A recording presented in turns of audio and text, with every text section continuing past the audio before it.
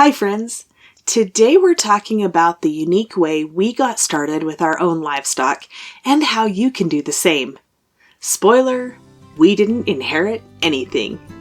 We'll talk about ways to get creative and start increasing your self-sufficiency no matter where you live or what resources you have. Let's get to it. Hey friends, welcome to the Get Goatwise podcast. Are you longing to raise goats and other animals for food but don't know where to start? Do you want to be more self-sufficient and less dependent on the grocery store? Do you wish you had a mentor to walk you through raising livestock? Hi, I'm Millie, animal scientist, cattle girl turned goat rancher, co-owner of Dry Creek Livestock, and simple living enthusiast.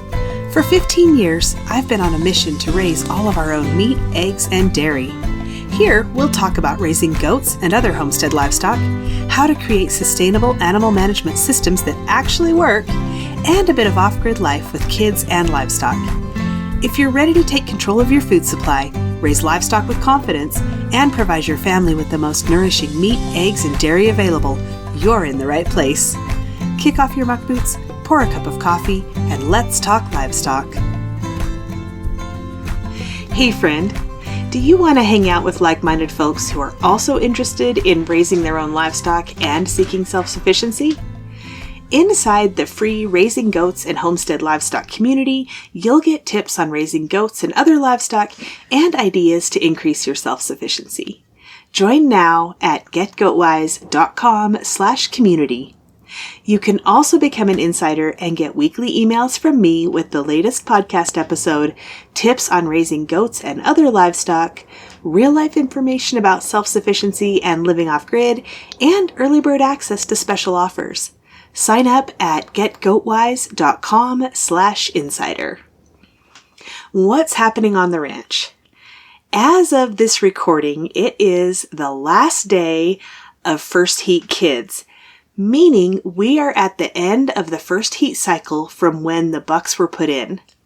Last year, everything was bred in the first heat. I think we may have a couple does that are second heat this year, but we are nearly finished with kidding. So far, 77 does have kidded.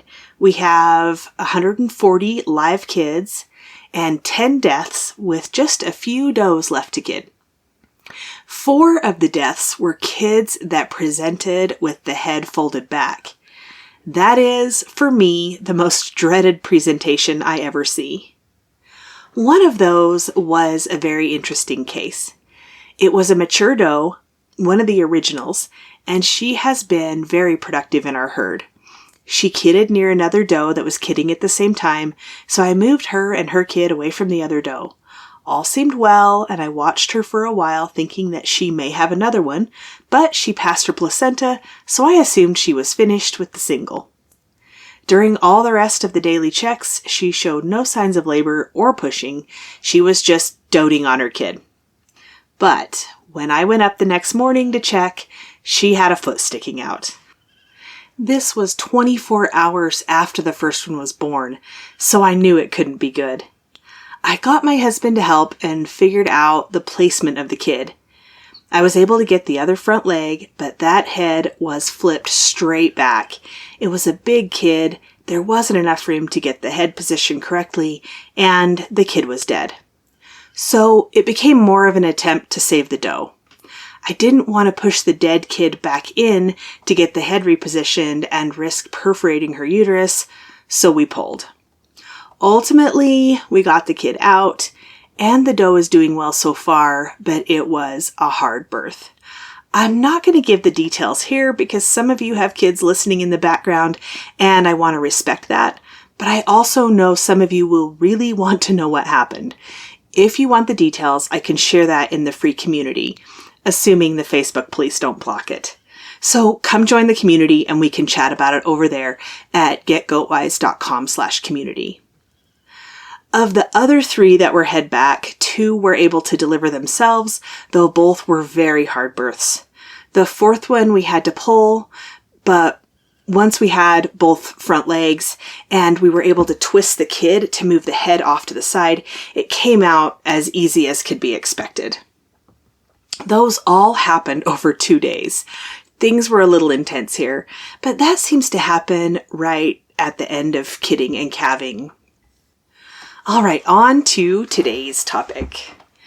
When we were first getting started with our own livestock, we didn't have any herds to inherit or family that let us buy breeding stock at a bargain rate, and we didn't have a ton of resources. But we did have some knowledge and experience, and we were willing to work, so we had to get creative. When we decided to get involved in raising show goats, we found a breeder we trusted, and they graciously mentored us.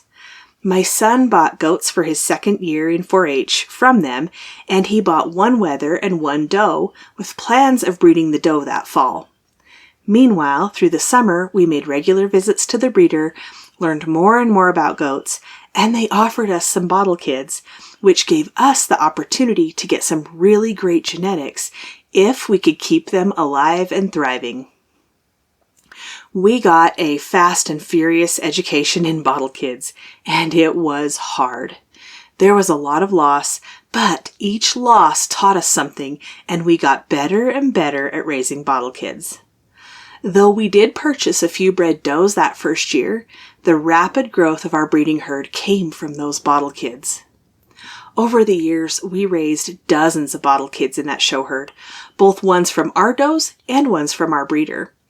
In episode 10, there are some tips and tricks I share about raising bottle kids, and I'll link that in the show notes. If you're looking to raise goats, reach out to breeders in your area that have the type of goats you're interested in, and ask if they have some bottle kids you could purchase. I will say most big dairies bottle feed all of their baby goats themselves as a normal function of the dairy, so it's not something that's an inconvenience that they'd be happy to hand off. Meat goats, on the other hand, are not like that, and many breeders, myself included, would be happy to give you a great deal on excellent genetics. What I mean by that is, in our management system, the majority of the bottle kids are born as triplets, so there's some top fertility genes in our bottle babies. You should plan on heavy losses in bottle kids, especially in the first couple years while you're learning. It's hard, but it's normal. A couple years ago, we started doing the same thing with bottle calves. Most big ranchers don't want to raise bottle calves.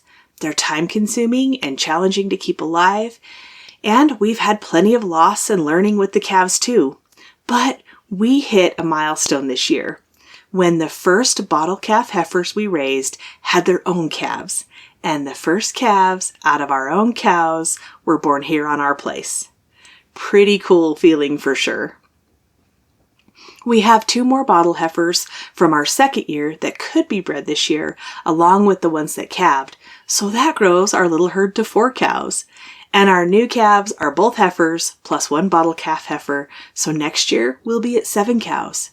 It seems like it's taken forever, yet it happened really fast, all at the same time. Coming from a big cattle ranch background, our tiny herd seems laughable, but I'm pretty darn proud of it because we earned it with a lot of hard work. So, if you're feeling stuck by the huge financial investment of getting started with livestock, raising bottle babies may be an option. It's hard, it's a lot of work, and the loss can be high, but the lessons are priceless. It may not be the ideal way to grow a breeding herd, but it's a start. And sometimes you just need to start, even if it's messy, even if it's not perfect. So why am I telling you this? Because I want you to be encouraged.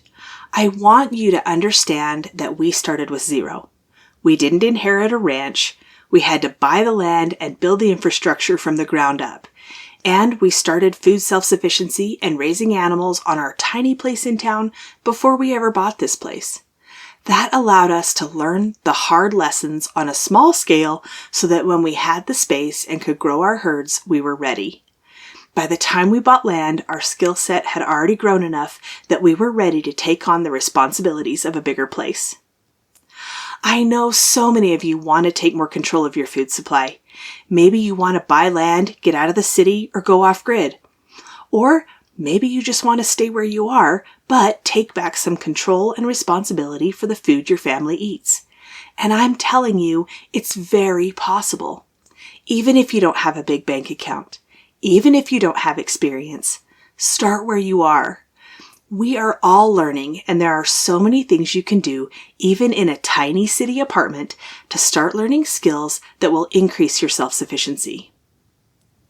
I hope this episode encourages you to just get started.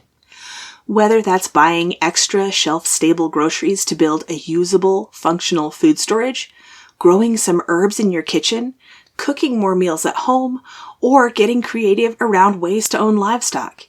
You don't have to do it the way everyone else does. But no matter where you are, you can do something. Make a plan and start learning about the things you want to do in the future. And if you'd like some help creating a plan that will work for you and your situation, reach out and we can schedule a call to help you get started on your self-sufficiency journey. See you next week. Hey there, thanks for listening today. I'm so glad you're here. If this episode helped you or encouraged you in some way, share the link with your homesteading friends. And if you really want to help me out, click on over to Apple Podcasts and leave a rating and a review. You can connect with me on Instagram or email linked in the show notes, and meet me back here soon for more Get Goat Wise.